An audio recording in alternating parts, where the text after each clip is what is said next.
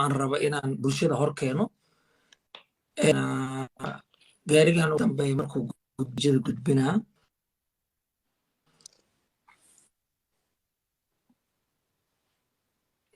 isagaa shaashadii qabsaday waan ka xumahay ugu dambeeya waxay noqotay shiina oo haysta 174.6 iyo daayar oo asaga ku dhow oo haysta 480 waana markii toddobaad daayar sharaf iyo kama anagoo ku hayna soo dhawo walaalkii waayahay shiini ana su'aalaha kama baqay su'aashiisii koowaad baan uga jawaabayaa fu'aad buluumeg aabuu ka hadlay horta waxaa lidhi shiino wiil waa abtigii taariikhdana nin hawiye ahoo laga roona ah oo magaca hawiye sheegta fu'aad buluumeg aabaa laga arkay isagana wiil waa abtigii naag raatiyaha dhashay naagta hartidana weelkeeda ayadaa leh anigu haatan intaan dulmiyo oon likaacala doonto gabadhaa Soomaaliyeed dhihi maya waa soo sinaysata laakiin waa lidinku xantaa saa darteed wiilka waxaan leeyahay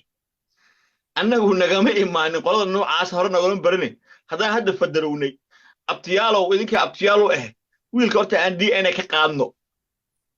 markaan DNA ka soo qaadno yaa haddii uusan wiilkaas reerka ahayn iyo hadduu reerka waa caddaanaysaa markaan leeyahay waxaa ladinka helaa qaniisiinta iyo kuwa gaalooba waxaan kuu soo qaadanayaa ayaan xirsi oo taqaano oo ayadaha quraan korkeeda ku qortay waxaan kuu soo qaadanayaa nin liyaada nuur jaamac oo Australia ku nool oo yiri anigu nin majarteen ahaan nahay oo hartiyo daarooda 16 sano masaajidkan imaam ka ahaa jugtana waa lagu hayo jeeb gadaal baan nahay oo qaniis baan ah waxaan kuu soo qaadanayaa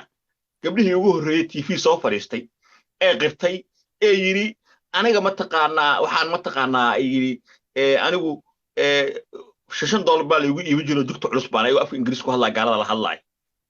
waxaan kuu soo qaadanayaa dhaqamada noocaas ah oo la wada yaqaano waxaan kuu soo qaadanayaa naagtii ku maahmaahday gobo waa inta dheer qoyan oo micnaheedu tahay in haddaad gabar reerkaas aad guursato aadan ugu imaanayn waxaan kuu soo qaadanayaa kuwa yiri walaal hebel anaga madharees naga dhasho maxaa dhacay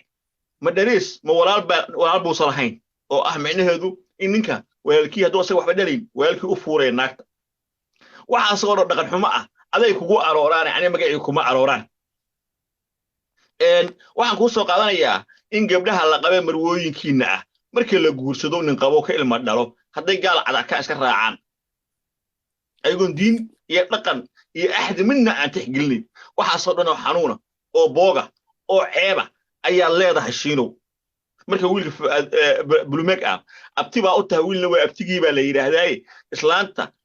inuu bal islaanta xaggeeda ka yimid cunugaas oo idinka ay yahay iyo anaga inuu yahay waxaan rabnaa taas dood baan ka qabaa inaan DNA ka qaadno soo dhaqankayga sababtoo ah waa shakino hore uma aqoon anagu wax laga roona ah oo anaga ahmaana aqoon laakiin hadda aftirsiyan siisay waana imaan kartaa munaafiqada noocaas ah oo waa dhaqan aan leedihiin haddii aad doodaada su'aasheedu uga jawaabtay daarood ma leeyihiin magaalo 1 milyan qof noosha oo atri Puntland ba 4 milyan ku noosha dadkaas taasi waxa weeye anoo ka qiiqsanaya waxaan u daynayaa dadka dhageystayaasha in labada dhinac inay arintaasi adigu taariikhdooda ku qoraan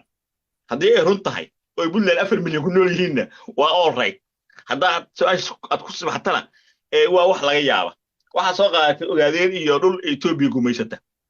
anigu waxaan ka hadlayaa ilaa caawo dal Soomaaliyeed oo madax bannaan waxaan ku weydiinayaa caasimad maxaad ku weys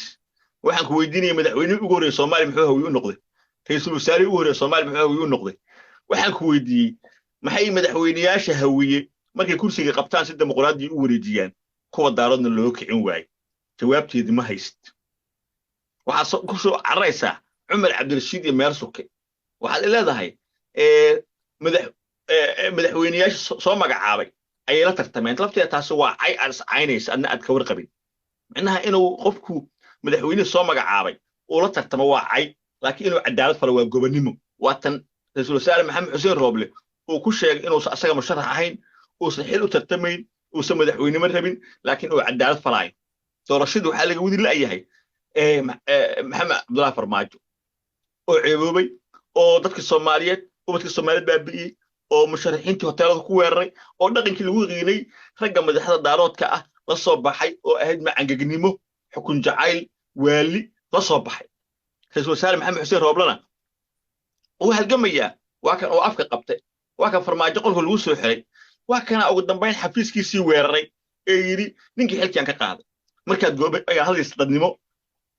kelmadda iyo laaqada faanka ah astaan bad u leedahay laakiin wax iska celin astaan u malid farmaajo waxaan ognahay inuu shirweyne qaran ku dhawaaqay inuu ra'iisul wasaariyan ka qaaday xilka ama awoodiisa yaa dhimay caaw xagee ku dambeysay waxaan xasuustaa inuu yiri farmaajo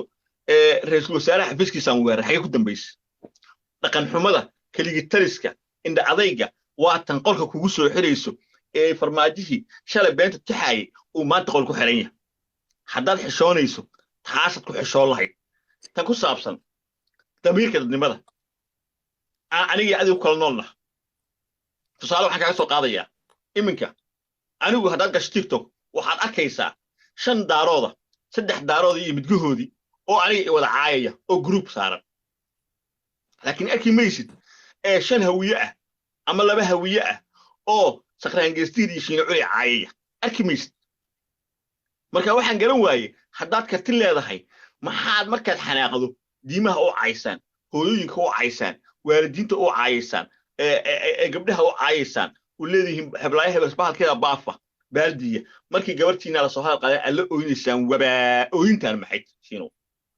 maxay tahay kartiyarada aad ku aamin laadihiin inaad aamintaan inaad tihiin dad jira oo haddii daahir calasow wax sheego la yiraahdo hebel hebel loo daayo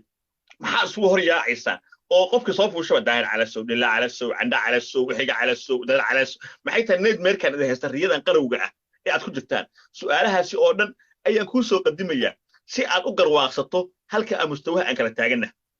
tan kale waxa weeye aniga markaa xilka qabto waan wareejiyaa dimuqraadnimada adi maxaad u wareejin lahayd dimuqraadnimada maxaad u dagaalamaysaa maxaad u qaxaysaa maxaad u noqonaysaa